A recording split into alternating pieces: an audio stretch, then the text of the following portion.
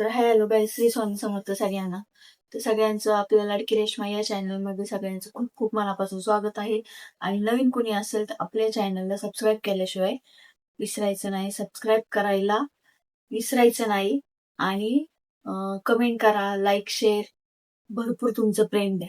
तर आजचा व्हिडिओ असा आहे आपला. आता हे जे पाठ चालू आहे तर त्याचा विषयच नाहीये, तो पण आपण बराचसा पुढं पाठ नेणार. तर त्याच्यामध्ये काय काय लोकांना प्रश्न आहेत की बाबा की दुसरी मुलगी झाली तोपर्यंत तुला समजलं नाही का वगैरे, असं बरेच काय काय प्रश्न आहेत. की तो नंतर आला की नाही आला, त्याचं पुढं काय झालं काय नाही. आणि अजून काही सारे प्रश्न आहेत की कोण म्हणते की बाबा ते एक रील स्टार आहेत प्रतीक्षा, सॉरी प्रतिमा फापाळे म्हणून, तिच्यानुसार तिने स्टोरी चालू केली म्हणून तुम्ही पण संघर्षाची स्टोरी सांगायला सुरुवात केली. तर तसं काही नाहीये. तिने चालू करायच्या आधीच मी डिसिजन घेतला होता, पण एवढंच की बाबा माझं नवीन चॅनल होतं. माझं आधीच युट्यूबचं चॅनल होतं, त्याच्यामध्ये मी अर्धी स्टोरी सांगितलेली होती. त्यातले म्हणजे बरेचसे भाग झालेले होते. मी त्याच्या पुढे सांगितलं नव्हतं कारण तो जरा आयडीचा थोडा प्रॉब्लेम झाला होता, म्हणून मी त्याच्यावर व्हिडिओ टाकत नव्हते. आणि पुढची स्टोरी मी सांगितली नाही. तर मग मी हे नवीन आयडी ओपन केला, आपली लाडकी रेश्मा हे चॅनल नवीन युट्यूबला आपण ओपन केलेलं आहे. त्याच्यामुळे मग मी म्हटलं की बाबा सुरुवातच करायची, तर मी पहिले 4-5 व्हिडिओ वेगळे टाकलेले आणि नंतरचे व्हिडिओ मग मी सुरुवात केली की बाबा हे मागचे पार्ट राहिलेले तर त्याच्यामध्ये आपण हे परत पहिल्यापासून पार्ट चालू करावेत, असं माझ्या डोक्यात होतं. म्हणून मी ते चालू केले की आम्ही दुसऱ्यांची कॉफी केली किंवा दुसरे सांगतात म्हणून मी सांगायला सुरुवात केली. असं काहीही नाहीये त्याच्यामध्ये. काय हे नाहीये की बाबा त्यांचं केले मग आपण करायचं, असं काही नाहीये. हे माझा वैयक्तिक प्रश्न होता कारण मी आधी माझी स्टोरी चालू होती. तुम्ही वाटलं असं ते चॅनल पण जाऊन तुम्ही बघू शकता, त्याच्यावर स्टोरी आहे माझी. त्याच्यात ती अर्धीच सांगितलेली, एवढंच आहे. ह्याच्यामध्ये मी पूर्ण सांगितली एवढंच. आता इथून पुढचं मी जे काय सांगते की बाबा काही लोकांचे प्रश्न आहेत की तो कुठं राहिला, कुठं होता, काय होतं. की आता काही काहींचे प्रश्न आहेत, तू लग्न केलं का नाही केलं, डिवोर्स झाला तुझा की तू नाही झाला, आता तुझ्या मुली कितवीला आहे. तर त्यातले मी 1-2 प्रश्नांची उत्तर मी तुम्हाला आज देते. बाकीचे राहिलेले प्रश्न ते नंतर, बाकीचे नेक्स्ट व्हिडिओमध्ये आपण बघूया. तर पहिला प्रश्न तुमचा असा की तो आता सध्या कुठं असतो किंवा काय करतो, किंवा हा, तर तो आता सध्या कुठं असतो. तो आता सध्या म्हणजे एक 7-8 वर्षापासून त्याचं माझं काही कॉन्टॅक्ट नाहीये. आणि जरी असलं तरी मी कामापुरतं कॉन्टॅक्ट करते. पण त्याच्यात पण ते कॉन्टॅक्ट केल्यानंतर पण जे मला म्हणजे आता मला सध्या तशी गरज तर नाहीये त्याची, पण काही गोष्टींमध्ये मला त्याची गरज पडते. की उदाहरणार्थ की आता माझी मोठी मुलगी इंजिनिअरिंगला आहे, सेकंड इयरला आहे. तर ते फर्स्ट इयरला मागच्या वर्षी मी त्याला कॉल केला होता की या संदर्भासाठी, या गोष्टीसाठी की बाबा मला उत्पन्नाचा दाखला पाहिजे होता त्याच्याकडून. की बाबा वडिलांचा उत्पन्नाचा दाखला लागतो डॉक्युमेंटसाठी. तर त्यासाठी मी त्याला कॉल केला होता. तर त्यांनी मी त्याला कॉल केल्यानंतर मला म्हटलं ठीक आहे चालते, मी देतो तुला उत्पन्नाचा दाखला वगैरे, असं तो पहिल्यांदा सुरुवातीला म्हटला. तर मी म्हटलं ठीक आहे चालते. तर त्याला म्हटलं मी की बाबा काय काय डॉक्युमेंट माझ्याकडून इकडून काय लागत असेल तर मला सांग, मी ते डॉक्युमेंट इथून तुम्हाला पाठवून देते. तर तो म्हटला ठीक आहे चालते, मी तुला सांगतो 2 दिवसात वगैरे, असं चौकशी करून उत्पन्नाचा दाखल्याला काय काय डॉक्युमेंट लागतात काय काय नाही सगळी चौकशी करून मी सांगतो तुला. तर मी म्हटलं ठीक आहे. आणि 2 दिवसांनी त्यांनी कॉल केला मला पुन्हा की बाबा डॉक्युमेंटसाठी. मला वाटलं की डॉक्युमेंटसाठीच फोन आलाय त्याचा, की बाबा आता डॉक्युमेंट काहीतरी द्यावे लागतील. ते डॉक्युमेंटसाठी तर तो फोन त्यांनी केलाच नव्हता. त्यांनी फोन केला फक्त विचारण्यासाठी की बाबा तू कशी राहती, काय करती वगैरे, असे बरेचसे काय काय प्रश्न विचारले त्यांनी. पण जे मेन त्याला काम सांगितलं होतं की मला महत्वाचं डॉक्युमेंटसाठी मला डॉक्युमेंट पाहिजे उत्पन्नाचा दाखला, तर तो तर त्यांनी मला दिलाच नाही. पण बाकीच्याच गोष्टी, बाकीच्याच इकडच्या तिकडच्या चौकशा करत बसला, बाकीच्या घाणेरडे आरोप लावत बसला माझ्यावर. तर मी त्याच्यावर त्याला परत मी कॉल काही केला नाही. मी त्याला स्पष्ट भाषेत सांगितलं की बाबा मला काही गरज नाहीये तुझ्या, मला फक्त आता एक म्हणजे गरज म्हणजे मला तिथं एक तर आपलं त्याचा आणि माझा डिवोर्स वगैरे काही झालेला नाहीये. त्याच्यामुळे मला डॉक्युमेंट सबमिट जेव्हा करावे लागतात तेव्हा ते त्याच्या नावाचे डॉक्युमेंट सबमिट करावे लागतात तिच्या कॉलेजमध्ये. तर मग त्यासाठी मला प्रॉब्लेम यायला लागला. तर मग मी आता काय करायचं पुढं काय नाही, त्यासाठी मी त्याला त्यांनी फोन केला तर त्यांनी ते दिलेच नाही डॉक्युमेंट मला. तो म्हटला नाही जमणार, इथे जमत नाहीये, हे असं होतंय, ते तसं होतंय. बरेचसे काय काय कारण सांगितले. मला काय काय माझ्यावर आरोप केले, माझ्यावर भांडणं केले, मला बऱ्याचशे विगाळ वगैरे केल्या त्यांनी. त्याच्यामुळे मी त्याला म्हटलं ठीक आहे जाऊ दे, मला काय डॉक्युमेंट नको, मी माझ्या पद्धतीने काढून घेते. मग मी ते डॉक्युमेंट मागच्या वर्षी एका डॉक्युमेंटसाठी मला डोमासील आणि हे उत्पन्नाचा दाखला लागत होता. त्यासाठी मी 5,000 रुपये मोजले आणि डॉक्युमेंट काढून घेतलं. त्याच्यात पण ते डॉक्युमेंट सबमिट म्हणजे स्कॉलरशिपसाठी लागत होतं. स्कॉलरशिपचा फॉर्म भरला. तिला नंतर तिथं कॉलेजमध्ये बसून द्यायला झाले की जर समजा डॉक्युमेंट उत्पन्नाचा दाखला आणि डॉमसिल जर दिलं नाही तर तुला 1 वर्षाची पूर्ण फी म्हणजे 62,000 रुपये तुला भरावे लागतील.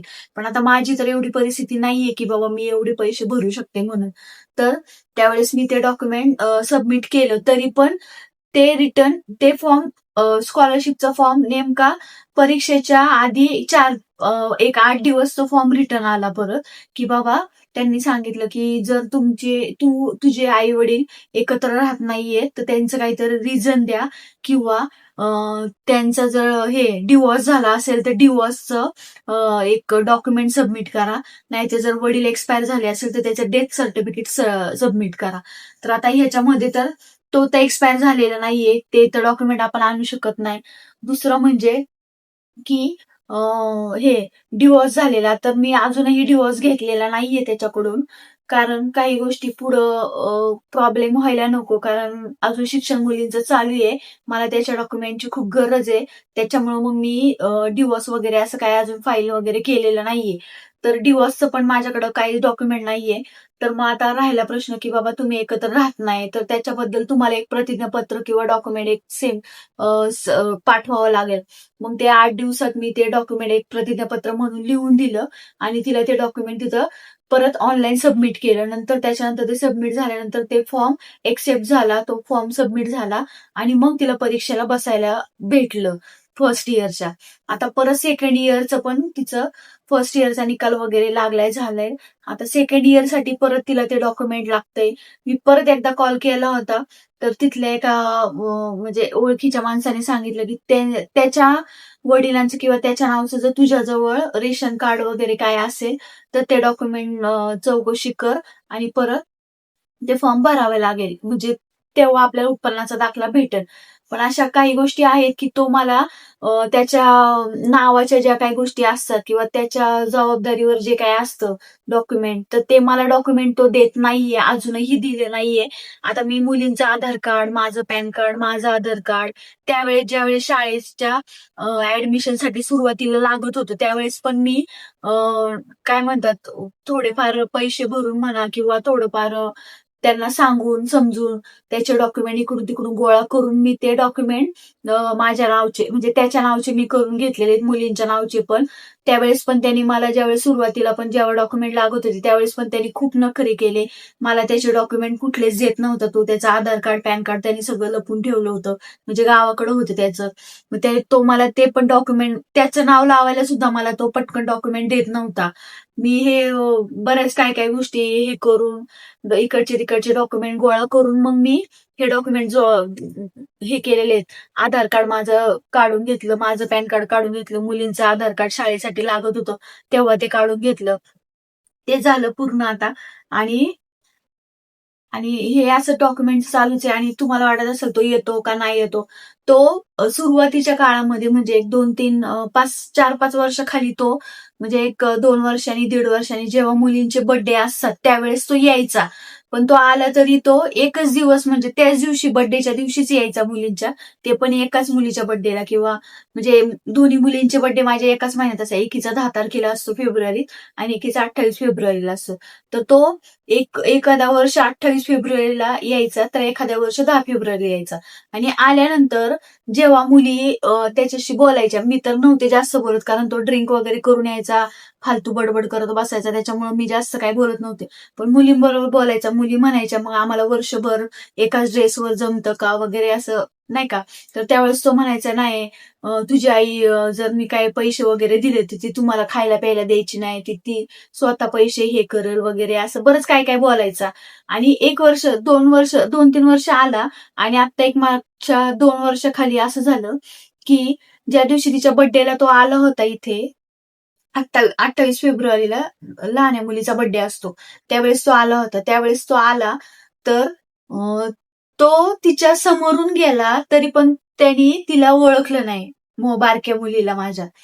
तर ही गोष्ट मला तिने घरी आल्यावर सांगितली, की म्हणली पप्पा आले होते म्हणून, पण त्यांनी मला समोरून गेले माझ्या, पण त्यांनी मला ओळखलं नाही. माझ्या मैत्रिणीला विचारलं की मृण्मयी कुठं राहते म्हणून, किंवा शाळा सुटली तिची किंवा नाही सुटली, असं तिला विचारत होते. म्हणजे बघा किती लाजिरवाणी गोष्ट, की आपल्या मुलीला आपण स्वतः ओळखू शकत नाही. ही एक खूप मोठं लाजिरवाण्याची गोष्ट आहे. आणि आता तुम्ही म्हणता, मला बऱ्याच लोकांच्या कमेंट आहे की दुसरी मुलगी झाली, मग तू कशी झाली, तिच्याबद्दल ते दुसरी मुलगी कधी झाली, काय झाली, कसं झालं ते सांगितलं नाही. तर ते काय सांगण्यासारखं एवढं नव्हतंच, कारण माझे वडील ज्यावेळेस आजारी होते त्यावेळेस आम्ही त्याला इकडं बोलवलं होतं. तो आला होता, 1 वर्ष 6 महिने राहिला होता इथं, 1-1.5 वर्ष राहिला होता. आणि पप्पा एक्सपायर झाल्यानंतरच त्याच्या आधीच मला दिवस गेले होते. त्याच्यामुळे मग आम्ही काय एवढं त्या गोष्टींचं जास्त मी काय सांगितलं नाही, कारण त्याच गोष्टी परत जे पहिल्या वेळेस झालं तेच दुसऱ्या वेळेस झालं होतं. म्हणून मी ते जास्त काय तुम्हाला सांगितलं नाही, की लोक म्हणतात की मग तुला कळलं नाही का वगैरे. आता काही गोष्टी कशा असतात, मला त्यावेळेस कळलं किंवा नाही कळलं, काही गोष्टी घडणाऱ्या असतात त्या घडतातच. आपण किती जरी कळलं किंवा नाही कळलं, किंवा किती समजत असलं किंवा समजून जरी न समजल्यासारखं झालं त्या टायमाला, किंवा काही गोष्टी असतात की बाबा ज्या होणाऱ्या गोष्टी आपण टाळू शकत नाही, किती जरी काही जरी केलं तरी पण. त्यावेळेस पण नंतर डिलिव्हरी माझी झाली, तर ती डिलिव्हरी पण माझी तिकडं गावाला केली. गावाला गेल्यानंतर त्यांनी मला परत इथून भांडणं करून, भावाची आणि त्याची भांडणं झाली. मग त्यांनी मला भांडणं करून परत गावाला नेलं होतं. गावाकडं नेल्यानंतर माझी तिथं डिलिव्हरी झाली होती. तिथून परत तेच भांडणं वगैरे झाली. मग मी परत इकडे आले, ते परत कुठाने तेच झाले. त्याच्यामुळे मी त्या गोष्टी जास्त काही सविस्तर सांगितल्या नाहीयेत. आणि सांगण्यासारखं पण एवढं काही नाही, म्हणून मी ते काही सांगितलं नाही. तर आता हा आपला तर ते झालं सगळं, तेच गोष्टी सांगण्यात काय अर्थ नसतो. कसं परत सगळे म्हणतात, मग तुला कळत नाही का, असं तसं वगैरे बरेच काय काय प्रश्न आहेत. तर मग त्याच्यामुळे मी त्या गोष्टी सगळ्या सांगितल्या नाही तुम्हाला, बाकी काहीच विषय नाहीये. आणि तर ह्याच्यामध्ये आता कमीत कमी मी 8 ते 9 वर्ष झाले मी एकटीच राहते मुलींना घेऊन. आई वडिलांमध्ये मी थोड्या दिवस पहिले सुरुवातीला मामा किंवा आई वडील पण इकडं, म्हणजे आई आली होती, भाऊ आला होता, भावाने इकडं घर वगैरे बांधलेलं आहे, त्याच्यामध्ये 1-2 वर्ष मी राहिले. पण तिथून पुढे पण नंतर मी परत एकटी राहायचा, आधी एकटी राहतच होते, नंतर परत आई मध्ये राहिले 1-2-3 वर्ष. तिथून परत मग नंतर मी एकटी राहण्याचा निर्णय घेतला. शेवटी कसं काही गोष्टी एकटीने हँडल केलेल्याच बऱ्या असं मला त्यावेळेस वाटायला लागलं, म्हणून मग मी एकटी मुलींना घेऊन राहत होते. आणि तसं माझा 8-9 वर्ष झाले त्याच्याशी माझा काही कोणत्याही गोष्टीचा संबंध वगैरे नाहीये, किंवा मी कॉन्टॅक्टमध्ये पण नाहीये. मला तशी गरज पण पडत नाही त्याची, फक्त मला डॉक्युमेंटसाठी त्याची गरज पडती. तर त्याच वेळेस मी त्याला कॉल करते, किंवा दुसरं कोणी असेल ओळखीचं तर मी त्यांच्या थ्रू त्याला कॉल करते.